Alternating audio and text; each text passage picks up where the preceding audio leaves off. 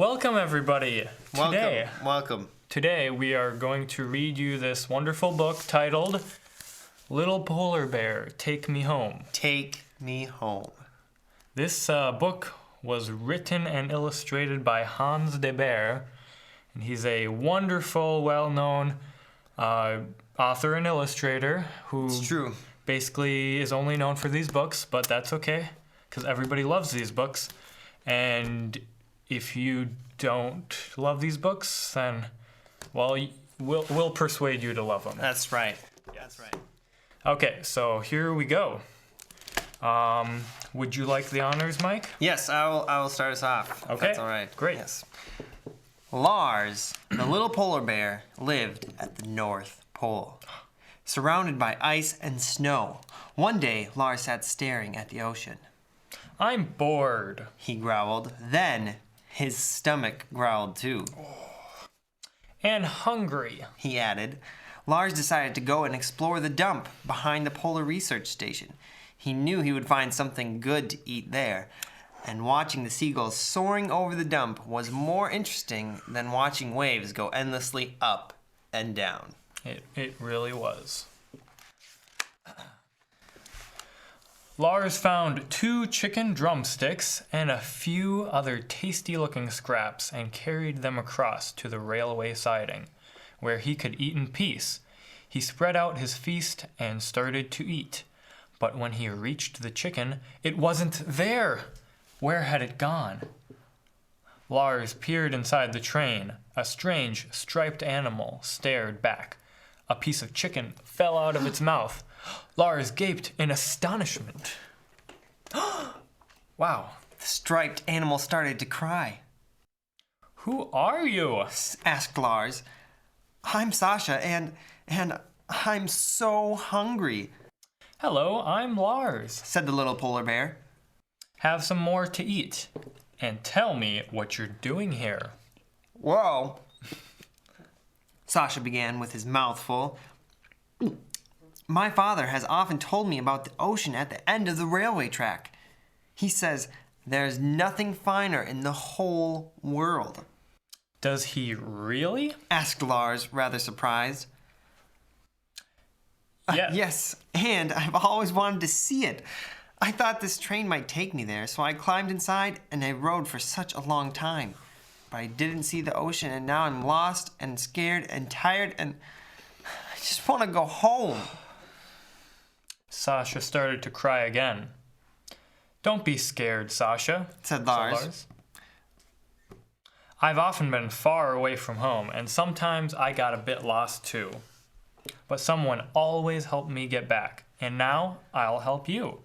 Why don't you take a nap first? I'll keep watch. But no sooner had Sasha fallen asleep than Lars nodded off too. What are they thinking? This is crazy. Suddenly, the door of the train slammed open with a loud bang. Lars and Sasha woke with a start. They hid behind a stack of crates, while more crates were loaded and didn't dare come out until the train started moving. We could be in luck, said the little polar bear, sounding braver than he felt. You may be on your way home already. They climbed onto the crates and looked outside. Where are we? I don't know, Lars confessed.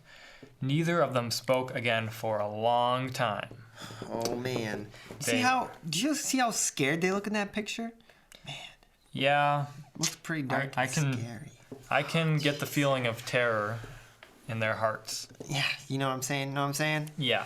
Slowly, the view outside changed. Look, Lars, cried the little tiger. Trees, this looks like home. Quick, let's get off, We'll have to jump. said Lars. He waited for the train to slow down. Then he climbed out of the window. Sasha didn't look quite so eager now. Can't we wait until the train stops, he said. Come on, Sasha. Lars shouted. You can do it. They tumbled out off the train and rolled through the deep, soft snow. The little tiger sniffed the air. Yes, it definitely smells like home. Well, that's good to know. Which way now? Asked Lars. Sasha didn't know. I can't find exactly the right scent. A huge snowy owl swooped and landed in front of them. What are you looking for? She asked. Sasha wants to go home, said Lars. He's still got a long way to go, hooted the owl. Follow the railway tracks as far as the bridge, then turn off into the forest. After that, just follow the sun. Good luck! She soared away. What a helpful owl, said Lars. Rather big and scary. Do you think we'll find the way now? Of course, said Lars. I don't know. I think they might. I have faith. They reached the bridge, turned into the forest, and followed the sun, which they could just see between the trees. They stopped when they came to a stream. Sasha was afraid to cross it. I'll help you, said Lars. I'm used to water. Then it began to snow harder and harder. Soon a blizzard was blowing into their faces. They had to close their eyes and feel their way forward. Sasha began to whimper. All right, said Lars. We'll stop and take shelter until the storm passes. Not a bad idea. Whew. All right. By morning, the storm had died down, and when the sun broke through the clouds, Lars and Sasha found they had spent the night at the edge of the forest. A huge empty plain stretched out in front of them. Which way now? Said Lars under his breath, hoping the little tiger wouldn't hear. Are you gentlemen lost? They heard a friendly voice say. Lars and Sasha turned and saw a strange animal with 2 humps. Hello, I'm Kasim. Shall I carry you across the plains? Yes, please, cried Lars, and they quickly clambered onto Kasim's back. Hold on tight, said Kasim. Here we go to Tigerland. Yes, Tigerland. It's the best place ever. Yes. Near the end of their long ride, Sasha grew more and more excited. He lifted his nose to the wind and wriggled impatiently. Suddenly, he jumped down. Home! He cried and ran off. Lars and Kasim laughed. Thank you, Kasim, said Lars hurriedly. Come and visit me at the North Pole one day. Then he ran to catch up with Sasha. When they came to the edge of a tall cliff, Sasha scampered across a log bridge. Lars looked down at the water rushing over the rocks below.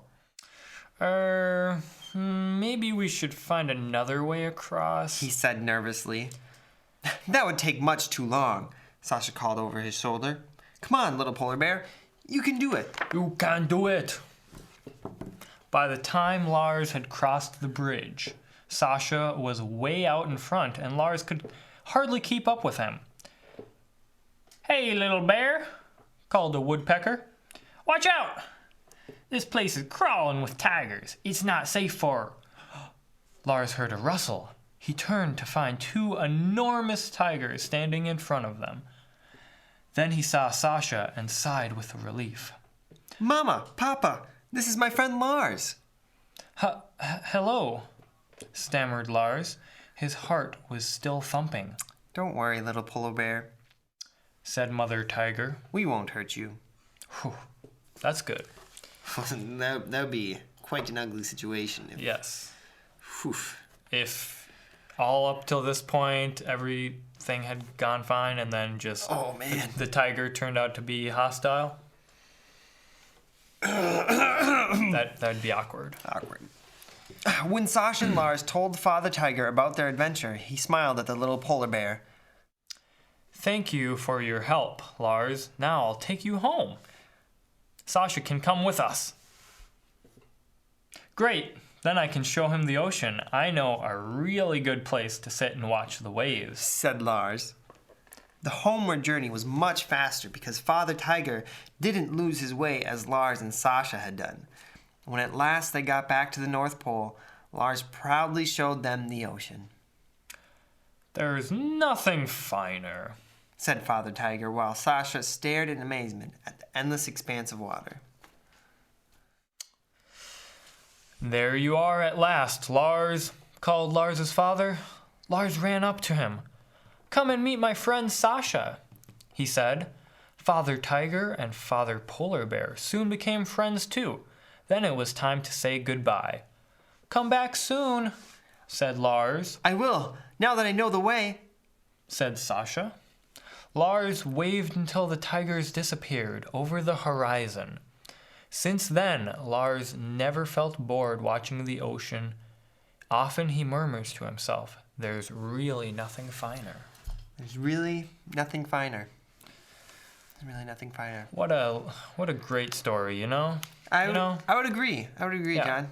You know, It just fills with my heart with a little bit of passion. It starts a fire deep within. I think there's an important moral here, important lesson to be learned. Important lesson? It's true. You think so? Yeah. Well, I know so, and I'm going to tell you what that is. Yeah, you should. Okay? You should tell me what that is. Yeah.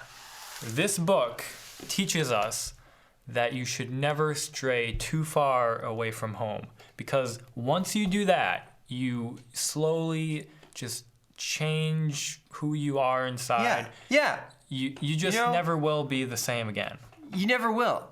And so just remember that, you know? Yeah. So you want to stay true to yourself. You want to respect your upbringings, you know. You know how it is. So, well, thanks for joining us. Yes.